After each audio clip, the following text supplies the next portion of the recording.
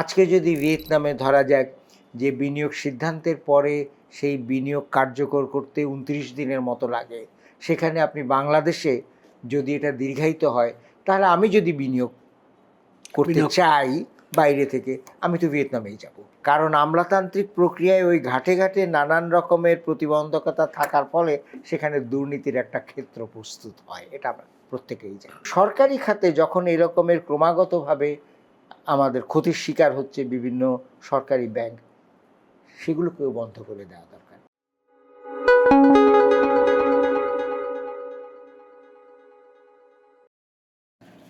Iran যুক্তরাষ্ট্র যুদ্ধ বন্ধ হওয়ার পরও আবার সংঘাতের আলামত দেখছি। বাংলাদেশে এখন বাজেট অধিবেশন চলছে। 30 জুন বাজেট পাস হওয়ার কথা। বাজেটে জনগণের জন্য কি আছে অনেক আলোচনা হয়েছে, তবে আজকে আমরা এই সুযোগটি নিতে চাই অর্থনীতিবিদ এবং ইউএনডিপির সাবেক পরিচালক ডক্টর সেলিম জাহানের সঙ্গে কথা বলে কেমন বাজেট হলো, বাজেট বাস্তবায়নের ক্ষেত্রে কি কি চ্যালেঞ্জের মুখে পড়তে হবে, সেই সঙ্গে আরও প্রাসঙ্গিক বিষয় নিয়ে কথা হবে।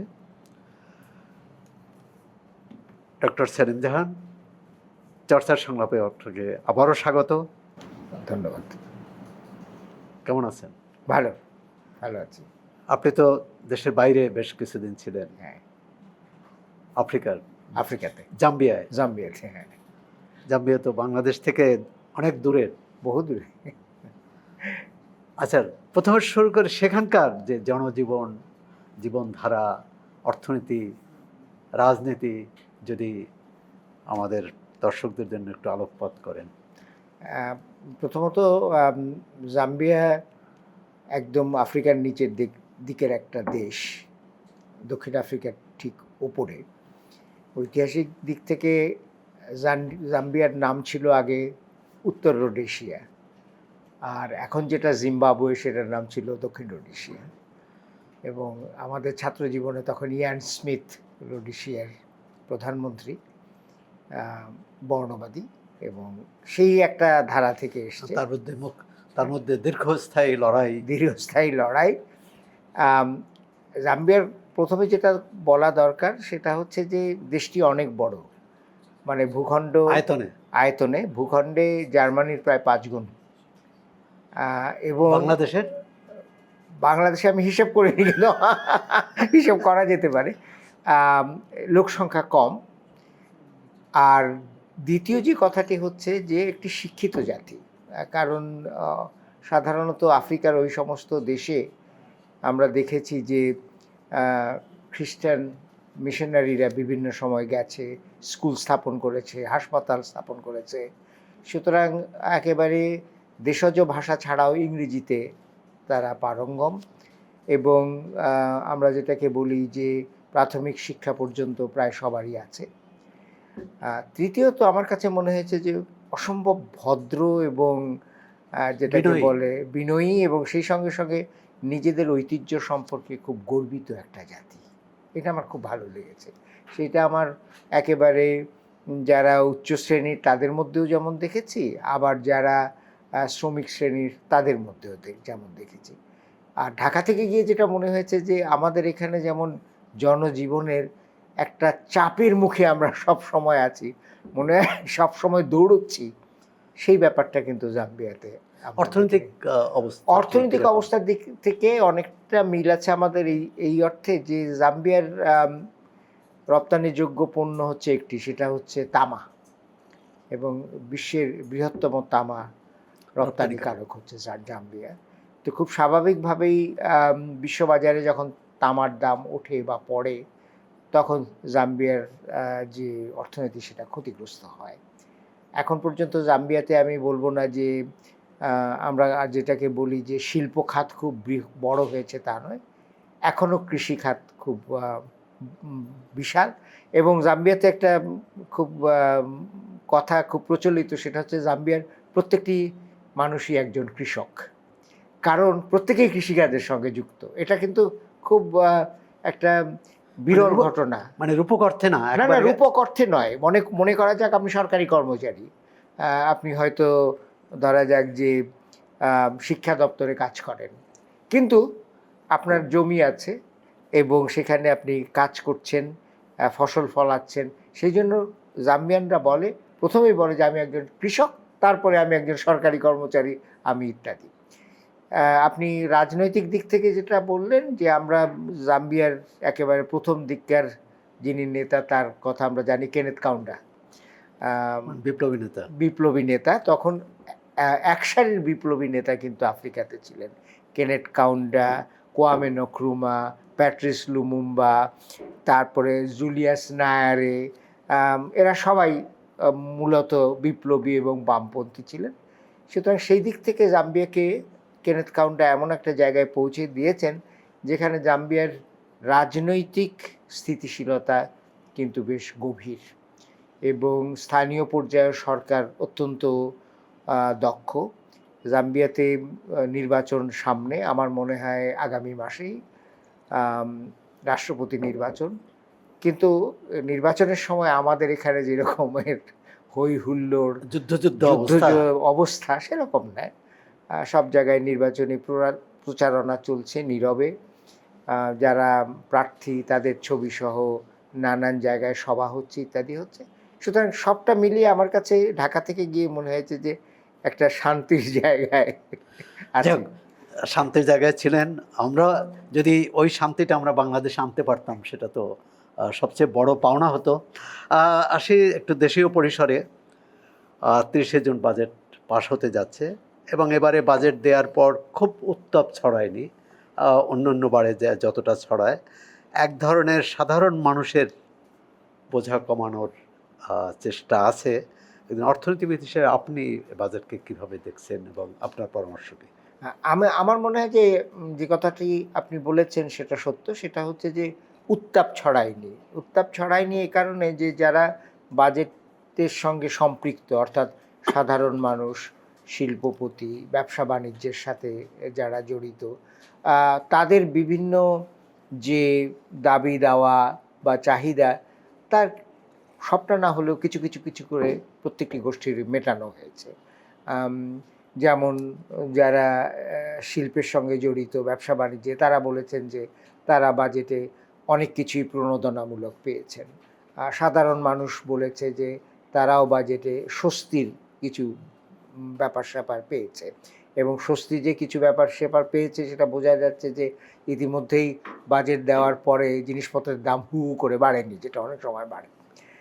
তো সুতরাং সবটা মিলিয়ে আমার মনে হয় যে এক ধরনের ভারসাম্যমূলক একটা বাজেট দেওয়া হয়েছে এবং মনে রাখা দরকার যে খুব একটা সংকটের সময় কিন্তু বাজেট দেওয়া হয়েছে, বৈশ্বিক সংকট, দেশজ সংকট। তো সেই দিক থেকে আমার মনে হয় যে বাজেটের যেটা গ্রহণযোগ্যতা সেটা আমার মনে হয় ভালো। কিন্তু তারপরে কথা থেকে যায়, যেটা আপনি উল্লেখ করেছেন। কথাটা হচ্ছে যে এই বাজেটে কতগুলো আমি সমস্যা না হলেও কতগুলো কাজ সামনে দেখতে পাই যেগুলোকে করতে হবে।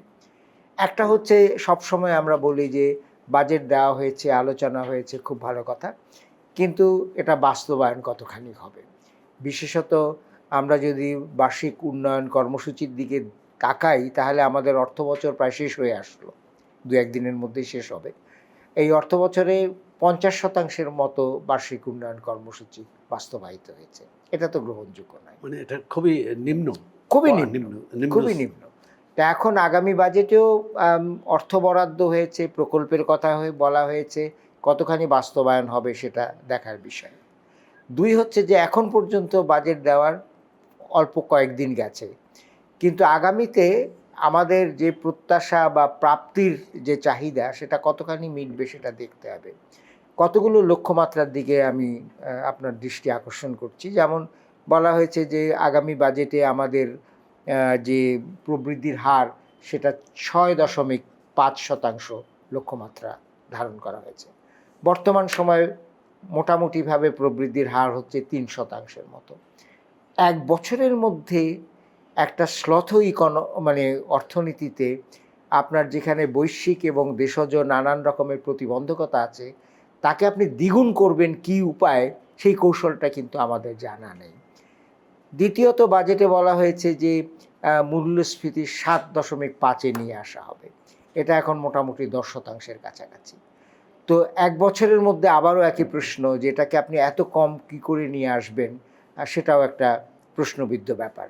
এখন সমস্যাটা হবে এই যে যখন 6 মাস পরে দেখা যাবে বা 9 মাস পরে দেখা যাবে যে এই সমস্ত লক্ষ্যমাত্রা অর্জিত হয়নি, তখন কিন্তু আস্থার জায়গাটা প্রশ্নবিদ্ধ হবে এবং তখন কিন্তু জনগণের যে প্রত্যাশা সেটা কিন্তু পূরণ না হলে পরে সরকারের প্রতি যে আস্থাটা বা সরকারের প্রতি বর্তমান যে নির্ভরতা সেটা কিন্তু কমে আসতে পারে। তৃতীয়ত যে কতগুলো প্রতিবন্ধকতার দিকে আমাদের নজর দিতে হবে, একটা প্রতিবন্ধকতা হচ্ছে যে এটা বিশাল বাজেট। নীতিগতভাবে আমি সমর্থন করি, কারণ যেহেতু অর্থনৈতিক শ্লথতা আছে, প্রবৃদ্ধি অত্যন্ত কম, কর্মনিয়োজন কম, সুতরাং এখানে আপনার সরকারের তরফ থেকে উদ্যোগ নিতে হবে, অর্থ ব্যয় করতে হবে। কিন্তু কথাটা হচ্ছে যে অর্থ কোথা থেকে আসবে, সবচেয়ে বড় প্রশ্ন। অর্থায়ন কি করে হবে, তো সেই অর্থায়ন কিভাবে হবে সেটা সম্পর্কেও একটা রূপরেখা বা পথরেখা আমার মনে হয় সংসদে আলোচিত হওয়া দরকার।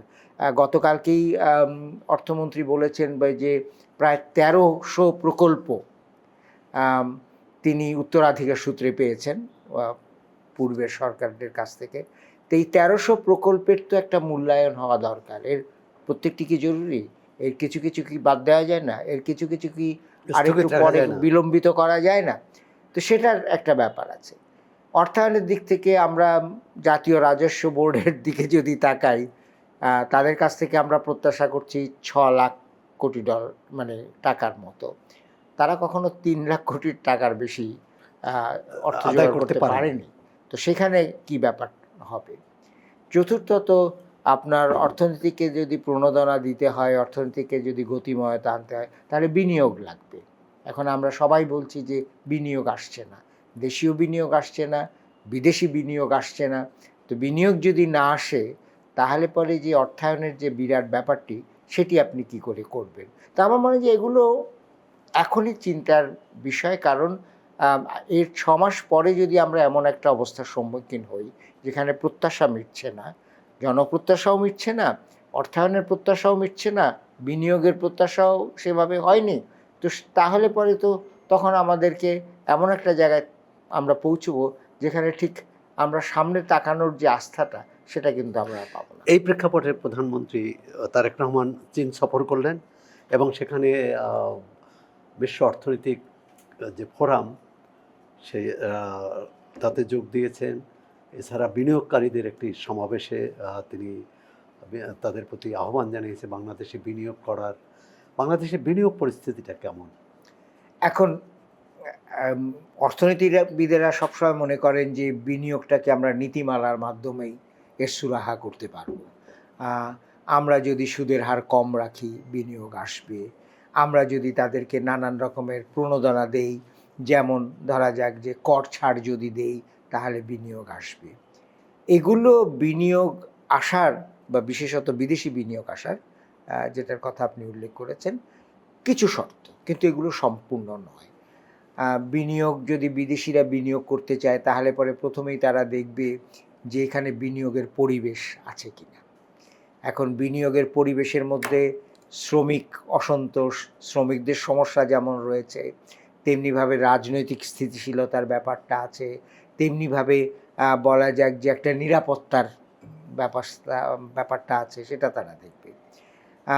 তৃতীয়ত তারা দেখতে চেষ্টা করবে যে এই যে বিনিয়োগ করবে তার প্রক্রিয়াটি কি দীর্ঘ, বিলম্বিত, লাল ফিতার দৌরাত্ম কি এখানে অত্যন্ত বেশি, নাকি এটা খুব সহজে এখানে বিনিয়োগ করা যায়। আজকে যদি ভিয়েতনামে ধরা যাক যে বিনিয়োগ সিদ্ধান্তের পরে সেই বিনিয়োগ কার্যকর করতে 29 দিনের মতো লাগে, সেখানে আপনি বাংলাদেশে যদি এটা দীর্ঘায়িত হয় তাহলে আমি যদি বিনিয়োগ করতে চাই বাইরে থেকে, আমি তো ভিয়েতনামেই যাব খুব স্বাভাবিকভাবে। তো আমার মনে হয় যে বাংলাদেশের বিনিয়োগ পরিস্থিতির জন্যে নীতিমালার প্রয়োজন আছে, কিন্তু তার বাইরে যেতে হবে। আপনি প্রধানমন্ত্রীর চীন সফরের কথা উল্লেখ করেছেন। আমাদের যে বিনিয়োগ উন্নয়ন যে সংস্থাটি আছে তার প্রথম বৈদেশিক শাখা কিন্তু চীনে স্থাপিত হবে বলে ঘোষণা করা হয়েছে। তো সেটা স্থাপিত হলে পরে আমরা প্রত্যাশা করব সাধারণ মানুষেরা যে নিশ্চিতভাবে এই বিনিয়োগ আসার একটা বলা চলে পরিবেশ হলো। কিন্তু আমি মনে করি যে দেশজ যে সমস্ত প্রতিবন্ধকতা আছে, আমলাতান্ত্রিক যে প্রতিবন্ধকতা আছে এবং সেই সঙ্গে সঙ্গে পরিবেশ সৃষ্টি করার জন্যে যে একটা ব্যাপার আছে, সেইগুলোকে নিশ্চিত করতে হবে। কিন্তু অর্থনীতিবিদ হিসেবে আপনি জানেন যে বছরের পর বছর, দশকের পর দশক এই সমস্যাগুলো নিয়ে এখানে আলোচনা হচ্ছে। একমাত্র রাজনৈতিক মোটামুটি ধরে নেই একটা স্থিতিশীলতা আছে, হ্যাঁ, কিন্তু বাকি সব সমস্যাগুলো বিগত সরকারের সময় যেমন ছিল, তার আগের সরকারের সময় ছিল, এখনও। এটা দূর না হওয়ার কারণটা কি? এটা দূর না হওয়ার অনেকগুলো কারণ আছে। একটা কারণ হচ্ছে যে যেমন আপনি যেটা বললেন যে পরিবেশের কথা যদি বলি, এখন এই যে বিনিয়োগ প্রক্রিয়াটা এত বিলম্বিত, এই বিনিয়োগ প্রক্রিয়াটা বিলম্বিত হওয়ার ফলে এর সুবিধাভোগী কে? যিনি বিনিয়োগ করছেন তারা নিশ্চয়ই সুবিধাভোগী নয়। আমরা যারা সাধারণ মানুষ চাই যে বিনিয়োগ হয়ে সেখান থেকে সেবা আসুক, সেখান থেকে পণ্য আসুক, আমরাও নিশ্চয়ই নই। তাহলে এই যে ঘাটে ঘাটে যে বিভিন্ন রকমের লাল ফিতার দৌরাত্ম্য আছে, এটার সুবিধাভোগী হচ্ছে আসলে আমলাতন্ত্র। কারণ আমলাতান্ত্রিক প্রক্রিয়ায় ওই ঘাটে ঘাটে নানান রকমের প্রতিবন্ধকতা থাকার ফলে সেখানে দুর্নীতির একটা ক্ষেত্র প্রস্তুত হয়, এটা আমরা প্রত্যেকেই জানি। অতএব এইটা যদি দূর না করা যায় এবং বিনিয়োগ করার প্রক্রিয়াটিকে যদি আরও সহজ না করা যায়, তাহলে পরে বিনিয়োগ আসবে না। দ্বিতীয়ত, আপনি বিনিয়োগের জন্য যেটা প্রয়োজন হবে এবং যেটা বিনিয়োগকারী দেখবেন যে যে শ্রমিকদের সেখানে নিয়োজন করা হচ্ছে তাদের দক্ষতা কতখানি।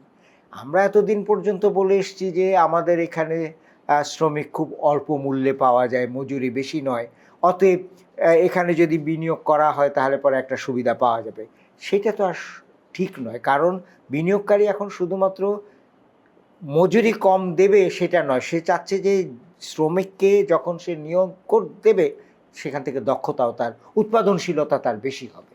তো সেইটা আমাদেরকে নিশ্চিত করতে হবে। সেটা এখন পর্যন্ত যদি আমরা না নিশ্চিত করি তার উৎপাদনশীলতা বাড়ানোর জন্য দক্ষতার মাধ্যমে, এটা হবে না। শ্রমিক অসন্তোষ, পরিবহন সমস্যা রয়ে গেছে। যেমন শ্রমিক অসন্তোষ বিভিন্ন জায়গায় এটা হয়। একটা সময় আপনিও জানেন, আমিও জানি যে শ্রমিক ইউনিয়নগুলোর একটা আলাদা সত্তা ছিল এবং শ্রমিকদের পক্ষে তারা কথা বলতেন মালিকের সঙ্গে, সরকারের সঙ্গে। এখন শ্রমিক ইউনিয়নগুলোরও এমন রাজনীতিকীকরণ হয়েছে যে রাজনৈতিক দলগুলো থেকে তাকে আলাদা করা যাচ্ছে না। অতএব স্বাভাবিকভাবেই শ্রমিকদের স্বার্থ রক্ষার জন্যে যে ব্যবস্থাগুলো গ্রহণ করা দরকার সেগুলো না করলে পরে শ্রমিক অসন্তোষ থাকবে। আমরা সবসময় বলছি যে আমরা পোশাক শিল্পের উপরে নির্ভর করি, অথচ পোশাক শিল্পের শ্রমিকদের বেতন এবং মজুরি বাড়ানোর প্রশ্নই যখনই ওঠে তখনই শিল্প মালিকরা বলেন যে তারা বোধহয় আর এই ব্যবসা টিকিয়ে রাখতে পারবেন না। এটা কতখানি সত্য? অতএব আমি মনে করি যে এইগুলোর দূর করার জন্য প্রথমে চিহ্নিত করা দরকার এবং একেবারে উচ্চতম পর্যায়ে ব্যবস্থা গ্রহণ করা দরকার, তা নাহলে এগুলো যাবে না। বিনিয়োগের ক্ষেত্রে আরেকটি বড় উপাদান হলো লোন, ব্যাংক লোন। কারণ কেউ তো নগদ টাকা দিয়ে আর বিনিয়োগ করতে পারে না, ব্যাংকিং ব্যবস্থার মধ্য দিয়েই তাকে অর্থ সংগ্রহ করে। তো দীর্ঘদিন ধরেই বিশেষ করে আওয়ামী লীগ সরকারের শেষ দিকে থেকেই ব্যাংকিং খাতে বিরাট বিশৃঙ্খলা এবং মানে কয়েক লাখ কোটি টাকা ঋণ খেলাপি এবং ঋণ অনাদায়ী রয়েছে। এই প্রেক্ষাপটে আরও ঋণ, এই সরকার 4 মাসেও 1 লাখ কোটি টাকা ঋণ নিতে হয়েছে সরকারকে। এই ব্যাংকিং এবং এর মধ্যে আমরা দেখলাম যে দেশের বৃহত্তম যে বেসরকারি ব্যাংক ইসলামী ব্যাংক, এটা নিয়ে একটা রাজনৈতিক টানাপোড়েন। সবটা নিয়ে ব্যাংকিং খাতের অবস্থাটা কীভাবে বিশ্লেষণ করবেন? আমি প্রথমে আপনার প্রথম অংশের জবাবটা দিই যে এই যে বিনিয়োগ যেটা আপনি বললেন যে এটা তো কেউ নিজের পকেট থেকে দেবে না, এটার জন্য তার অর্থায়ন জোগাড় করতে হবে। বিশ্বের আর্থিক ব্যবস্থা এবং বাংলাদেশেও আর্থিক কাঠামোর পরিবর্তন দরকার। এটা আমি বলছি এই কারণে যে সরকার ব্যাংকিং ব্যবস্থা থেকে একটা বিরাট অঙ্ক তারা ঋণ হিসেবে গ্রহণ করে। যখন তারা এটা ঋণ হিসেবে গ্রহণ করে তখন কিন্তু বেসরকারি খাতের জন্য ঋণের পরিমাণ যেটা সেটা কিন্তু কমে যায় স্বাভাবিকভাবেই। এখন আপনি আগামী বিনিয়োগের জন্য, বৃহৎ বিনিয়োগের জন্য না বিশ্বে না বাংলাদেশে আপনি ব্যাংকিং খাতের উপরে আর নির্ভর করতে পারবেন না, কোনো জায়গাতেই আর করছে না। এটা যদি 100 কোটি টাকা, 200 কোটি টাকা, 500 কোটি টাকা হয়, হ্যাঁ ব্যাংকিং খাতের কাছে আপনি যেতে পারেন, কিন্তু এটা যদি 1000 কোটি টাকা হয়, 3000 কোটি টাকা হয়, তখন আপনাকে পুঁজিবাজারের কাছে যেতে হবে, পুঁজিবাজার থেকে অর্থায়ন করতে হবে।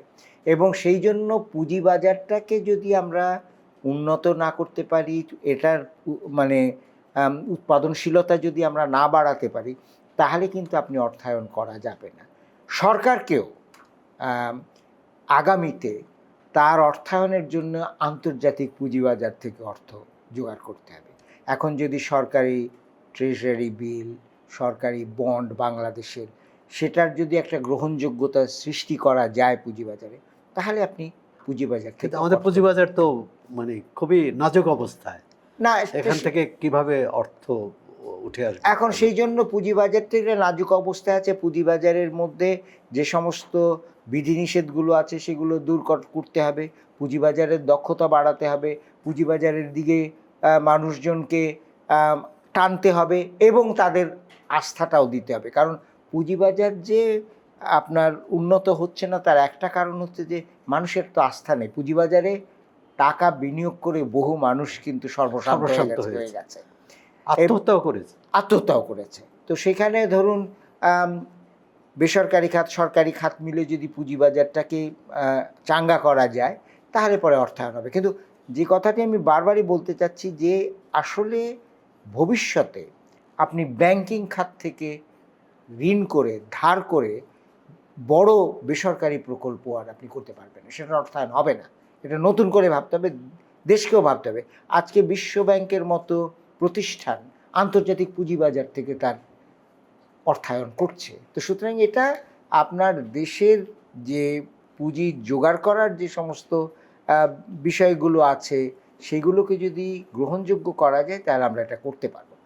আপনার দ্বিতীয় অংশে আমরা প্রত্যেকেই বলছি যে আসলে আর্থিক খাতে সংস্কার অবশ্যই দরকার। আর্থিক খাতে কোনো অর্থনৈতিক শৃঙ্খলা নেই, 2 দৃশ্যমানতা নেই, 3 দায়বদ্ধতা এবং জবাবদিহিতা নেই, এবং 4 এই আর্থিক খাতটিকে আসলে অর্থনীতির উন্নয়নের জন্য ব্যবহার না করে আমরা রাজনৈতিকভাবে ব্যবহার করেছি। এবং কিছু সংখ্যক লোক এই আর্থিক খাতে তাদের নিজস্ব ব্যাংক হিসাবে ব্যবহার করে অর্থ নিয়েছেন, ফেরত দেননি, খেলাপি ঋণ, অনাদায়ী ঋণ আছে, এবং কিছু কিছু অর্থ দেশের বাইরে চলে গেছে, এবং সেটারও অংশ কিন্তু কম নয়।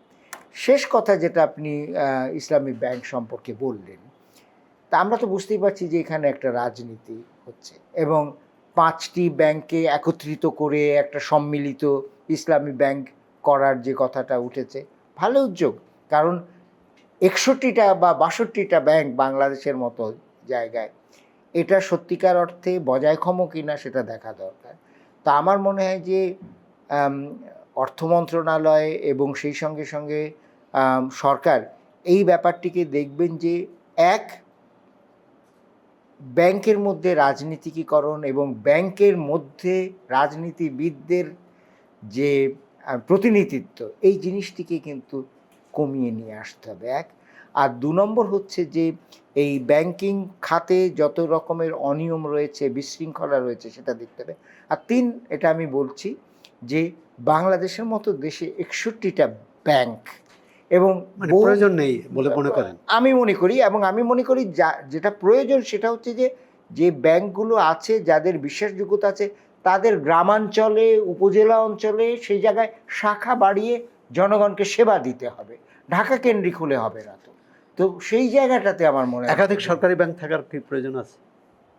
আমি মনে করি যে সরকারি ব্যাংকের তো একটা ইতিহাস আছে, আমরা জানি, এবং সেই ইতিহাসটা হচ্ছে যে যখন আমরা 72-এ ব্যাংকিং খাতকে জাতীয়করণ করলাম, তখন যে সমস্ত ব্যাংক সে সমস্ত জায়গায় ছিল, ন্যাশনাল ব্যাংক থেকে শুরু করে অন্যান্যরা, সেগুলোকে জাতীয়করণ করে সোনালী ব্যাংক, রূপালী ব্যাংক ইত্যাদি করা হলো।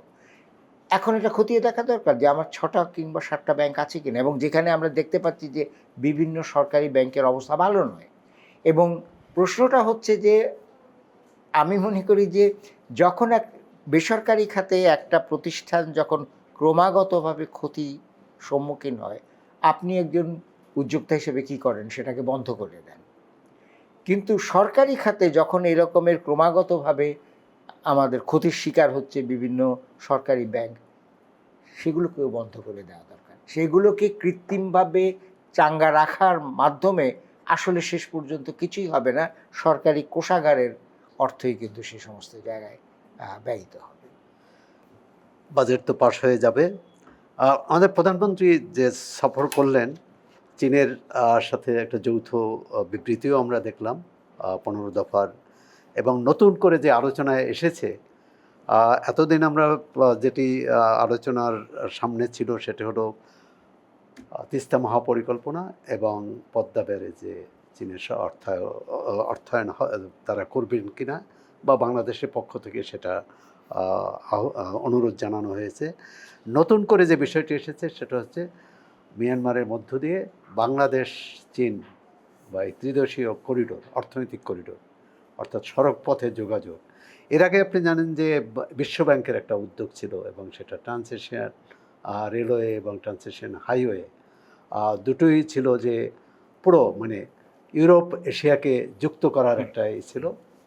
এবং সেটা বাংলাদেশের হচ্ছে যে দক্ষিণ এশিয়া এবং দক্ষিণ পূর্ব এশিয়ার ঠিক মধ্যখানে অবস্থান, গেটওয়ে বলা হয়।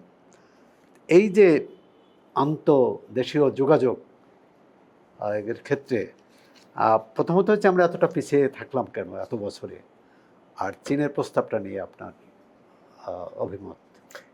চীনের সঙ্গে যে আলোচনা হয়েছে তার 15 দফা বা 13 দফা যেটাই বলি না কেন, একটা দিক হচ্ছে অর্থনৈতিক, সেটাতে আমি আসছি। কিন্তু তার আগে দুটো রাজনৈতিক দিকের কথাও উল্লেখ করা দরকার। তার তিনটে। তার প্রথমটি হচ্ছে যে বাংলাদেশ নীতিগতভাবে সম্মত হয়েছে এক চীন যে নীতি সেটা গ্রহণ করার জন্যে। দ্বিতীয়ত যেটা বলা হয়েছে যে, তবে এটা নতুন না, এটা কিন্তু নতুন না, বাংলাদেশ, হ্যাঁ, চীন বাংলাদেশ কূটনৈতিক সম্পর্ক শুরুর পর থেকেই, শুধু বিগত বিএনপি সরকারের আমলে একটা সমস্যা ছিল, তাইওয়ানে এখানে একটি বাণিজ্যিক অফিস খোলার পর। যাই হোক, এটাকে আমি মনে গতানুগতিক, হ্যাঁ না, গতানুগতিক হতে পারে, তবে চীনের দিক থেকে কিন্তু এটা গুরুত্বপূর্ণ।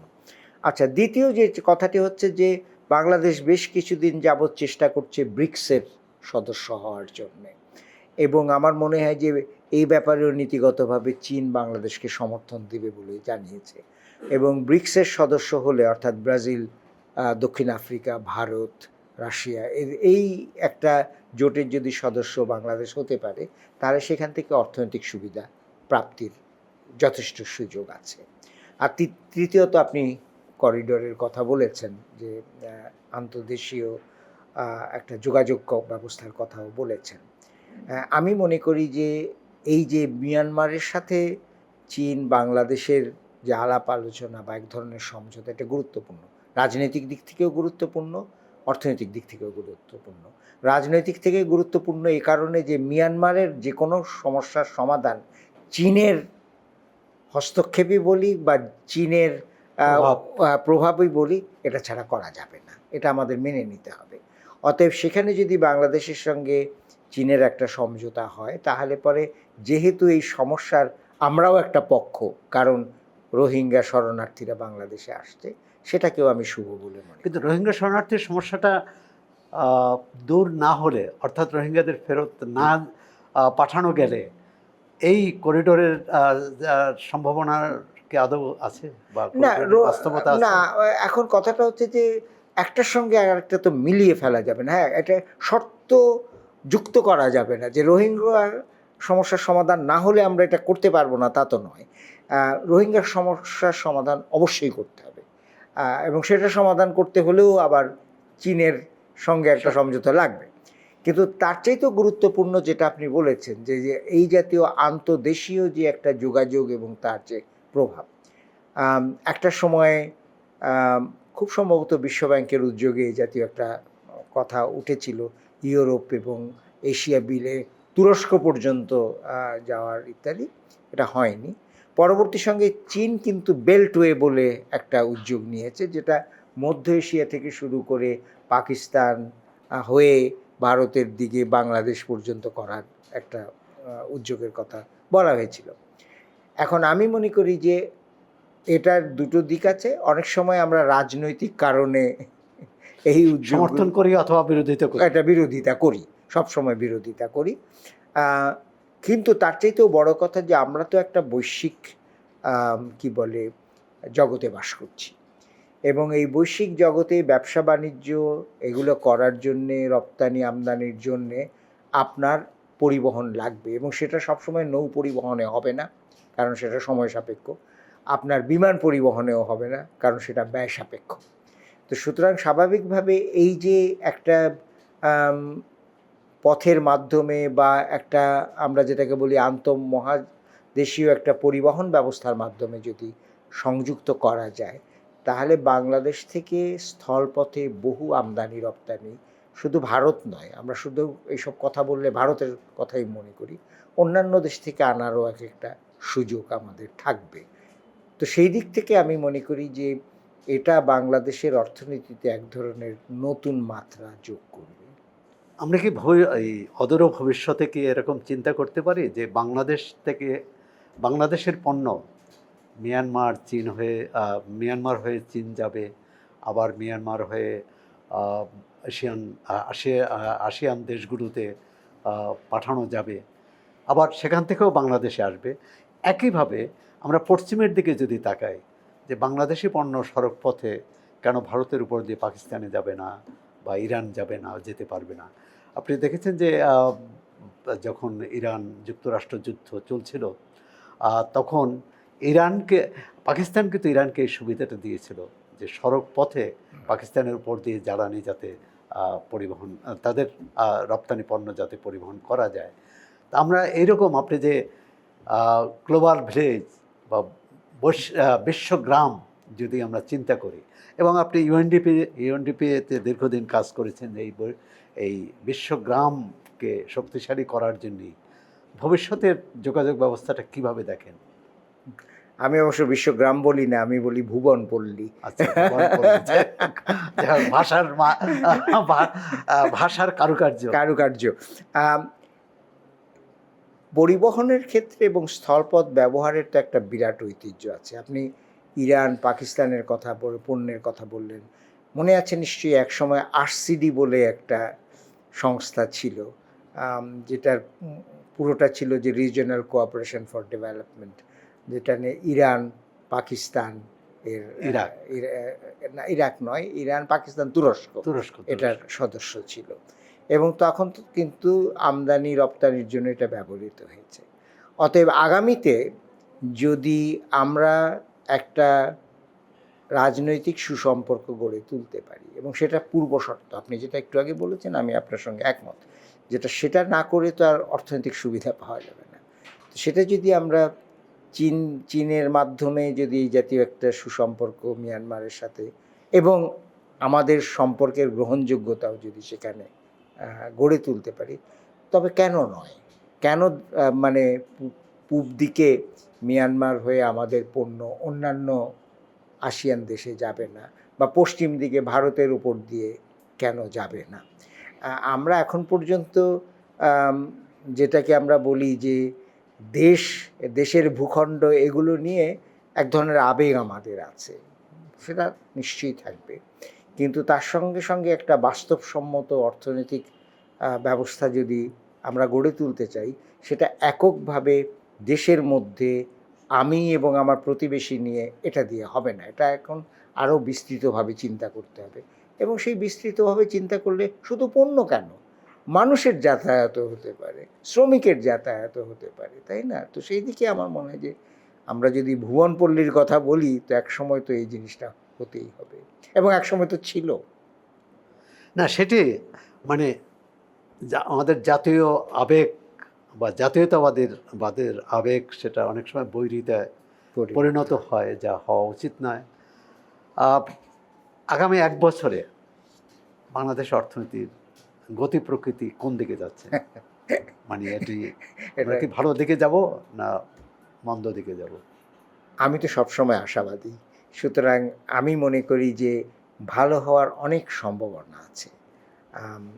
আমরা ধরুন, এটাও আমি সরকারকে সাধুবাদ জানাই যে বাজেটটি প্রণীত হয়েছে, এটায় আমরা আরও বেশি হয়তো সোচ্চার হতে পারতাম, এটাকে সমালোচনা করতে পারতাম।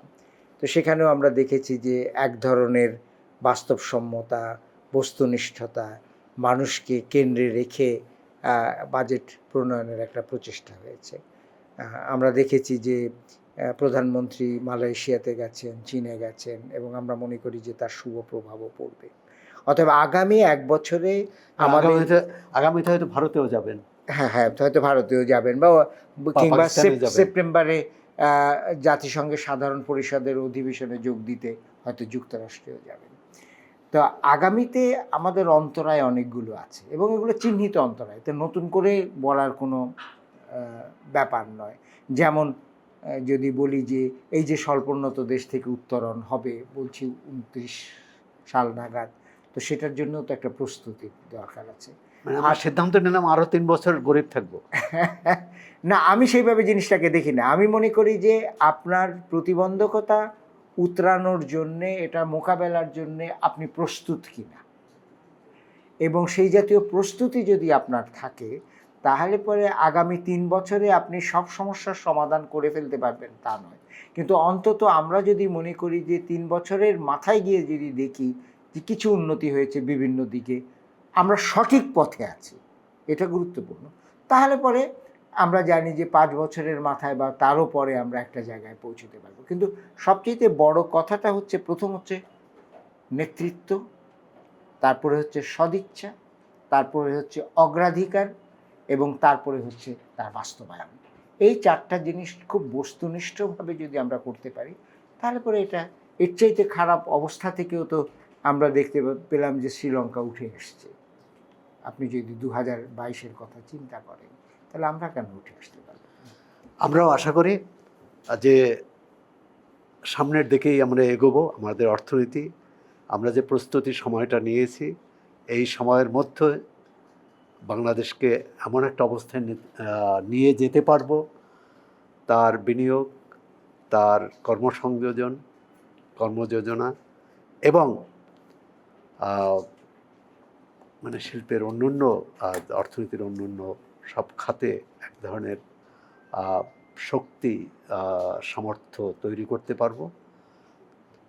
এবং বাংলাদেশ সত্যি মানে এটা শুধু রাজনৈতিক বাগাড়ম্বর নয়, একটা অর্থনীতির ভিত তৈরি করতে পারবে, যেটি অন্তত দক্ষিণ এশিয়ায় একটা শক্তিশালী অর্থনীতি, শক্তিশালী রাজনৈতিক কেন্দ্র হিসাবেও আমরা নিজেদের দেখতে পাবো।